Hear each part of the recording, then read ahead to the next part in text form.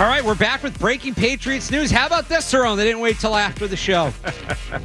According to multiple reports from NFL Network, Mike Garofalo, Ian Rappaport, Kyle Duggar, and the Patriots have agreed to a 4-year deal with a base value of $58 million, worth up to $66, with $32.5 million guaranteed. He got paid. Mm-hmm. As I kind of, try to figure out the numbers here, your thoughts? Hey, man, good for him. Good for these guys. Most so the whole offseason. They kind of kept the good players that they knew they. It's like, look, we weren't as bad as we thought we were, or whatever. But let's keep some of these good guys, and these are all guys we've talked about since last summer. We've all mentioned about paying their own guys, keeping guys in the pay the good guys, pay the guys who've worked hard and worked their way up, and they've done it. And good for him getting paid. The morale for the team has got to be up. Everybody thinking like, oh snap, they're paying guys around here now.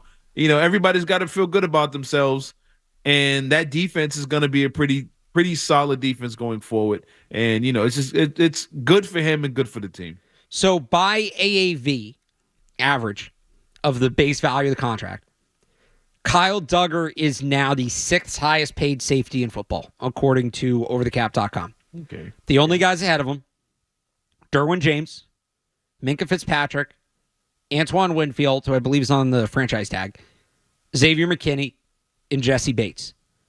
He is ahead of Budda Baker. He is ahead of Kevin Byard. Right. So, I'm just kind of scrolling down. I was waiting for the big name below him. No, they got this about right. Yeah. Because I think that's about where he slots in. Mm-hmm. And, it's a lot of money, but he's a good player. And you got to pay good players a lot of money. In terms of total value, total base value, he's also 6th of the active safety contracts. In terms of guaranteed money, he's 5th. So he jumps McKinney by like $7 million in terms of the total guaranteed money. So they paid him right where he falls in. Yeah. If you were to rate them, that's where he would be. And that's, so they paid him accordingly. I think it's a win-win for both of them, for everybody. It's like I said, you talking about coming in training camp bouncing. This dude's going to be in great spirits by the time they get to camp. And I think it's a good move by them. And again, with a defensive-minded head coach, a head coach that knows this kid, he's paying him because he knows him. He knows his value to his defense. So I don't see anything wrong with this at all. I will say this, though. I would like to see the Patriots out of safety in the draft. Mm-hmm. I'd still like to see him at a true free safety, because you pay a guy this kind of money, maximize him. And Kyle Duggar's maximized. He's at his best when he's playing in the box, when he's playing up front. Same with Jabril Peppers. He's at his best when he's playing up front. So you need somebody in the back end. I'd still like to see them add a guy to truly lock down the back end. And now you're back to that, Devin McCourty, Patrick. Obviously, those guys are great players. You hope you get that level of play, but that same kind of schematic setup. I would love to see something like that. So I still want to see him out of safety, but this is a good deal and good for them for getting it done. Yeah, and is there anybody you would eyeball in the draft? A free safety type player, or somebody who you can think of move back to that they can get in the draft a little, not later in the draft, but 4th, 5th round or something like that. So, not to spoil my mock draft tomorrow too much, but I may have gone a little higher than that. Just give him a tease. I may have gone a little higher than that with safety position. Okay. So I'll tell you that. Right. But a little later on, taste. Cam Kitchens for Miami. Later on day 2 is the guy I really like. And with Alphonso Highsmith, they have the connection in the building, right? Because he was at the U with them. And a guy that was supposed to be a first-round pick just had a bad combine. I know what I see with my eyes, right? He's an explosive player. I trust my eyes on that one. Sione Vaki from Utah is a free safety and a running back. He's worked at both positions. Really? Leading up to the draft, he played both positions at Utah. He's probably going to play both in the NFL, so he could be a fun ad. Kind of get yourself a second Marcus Jones. Dadrian Taylor Demerson from Texas Tech's another free safety you look at in the draft. And Evan Williams from Oregon, I guess, would be like my later day 3 guy. But there's some safeties in the draft they could add. Yeah. I still think, because I was saying this last year when they had Duggar, I wanted to see them add a free safety. But getting Duggar back still helps. I don't think the two are mutually exclusive. Yeah. Yeah. This I don't know. For me, I wouldn't say it came out of nowhere, but you didn't really hear much talks about it. You didn't hear that this was close to being happening or close to a deal or something like that. It was like, boom, hey, here it is. And, it's like I said, it's encouraging for them, the whole thing with them signing, keeping their own guys. What does it mean for the other guys that contracts are coming up? How much money is going to be left for these guys? But I think it's a good thing that they're retaining they're decent talent on this team. And I'll tell you, the guys want to stay here. That's another good part. Right. When when Josh Uche and Anthony Jennings re-signed, they became the first.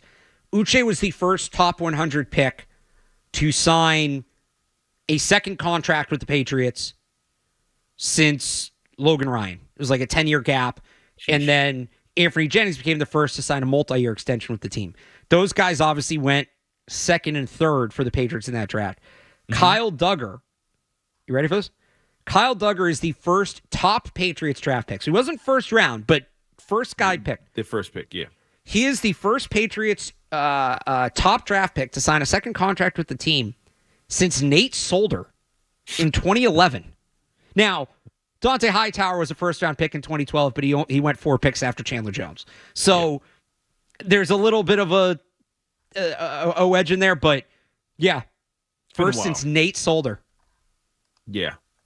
So there you go. I think it's a good sign for them to keep guys, for them to want to keep guys around, and for these guys to be willing to stick around. It's a 4-win team. Usually 4-win teams aren't attractive, and guys can't wait to get out of town. But a lot of these guys ended up re-signing and sticking around. Part of the defensive guys, maybe they really like Mayo. They feel more highly of Mayo than some other people do, and these guys are willing to stick around and sign new deals to play under him. So I think that's a good sign for the Patriots. Tim in Lowell disagrees. Tim, what don't you like about the signing? What a terrible signing. An overrated player. He is a pretty good tackler. He commits the worst penalties at the most crucial times of the game. You look at his it's always on a 3rd and 15 he commits a penalty. He's just an overrated player. Jabril Peppers is a better player, more of an impact player. And I'm going to tell you something. This is a bad omen for Gerard Mayo as a coach. Because what it means is, if you're buddy-buddy with him, you're going to get paid. If he was so good of a player, why was he not assigned during the transition period by another team? Tell me that. Because maybe he was. Maybe teams were negotiating with him. Maybe that's why this deal got done. I'll also tell you this. Kyle Duggar, in 3,100 career snaps, has committed 7 penalties. Last year, played a career high 1,100 snaps. I think he played more snaps than anybody on the Patriots. 1,100 snaps last year, committed 2. He's never committed more than 2 penalties in a season. So I don't know where that came from.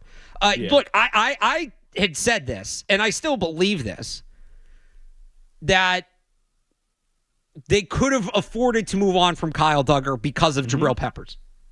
Right. I still believe they could have. Yeah. But they've now left themselves more options for what they want to do defensively by having both. Yeah, that's the point I was going to make when he said, well, Peppers is better. Like, okay, well, you still have both of them. Right. They're still here. I mean, you're not – this team, they need talent. You have to accumulate talent. Having more than one guy at a position that's good is not a bad thing. You need talent. Peppers was a good playmaker for them, but you have both of them. Maybe Peppers is allowed to be as good as he was because he has a chemistry with Duggar on his left side or whatever. They might work hand in hand together, but keeping them around is not a bad thing. And when, like you said, I didn't know those stats about the penalties, but I was trying to think in my head what big penalty, he probably had. I think he might have had one in the Miami game in the week 2 game. Like just thinking back on it, but he's not this over. That's one thing he does very well, and he has his issues, especially in coverage. Mm-hmm. I'm not going to sit here and say, and that's the thing. I'm not sitting here like, oh yeah, they're going to win the Super Bowl. They locked up Kyle Duggar, but no. And look, if they had chosen him over Jabril Peppers, I wouldn't like it as much. Right. Let's say they both needed to get paid, but that wasn't the case. We just ran through it. That's why I always go to, because the actual dollar amount doesn't matter to me. Because the contracts go up every year. It's inflation. I'm not going to sit here and pretend I know economics. I understand economics. I think I got like a C- in economics in college. But I understand that much, that every year the cap goes up, so the contracts go up. Mm-hmm. What I do understand And what does matter to me is where the contract sits relative to the other contracts, because that's the only way you know if it's a good deal or not.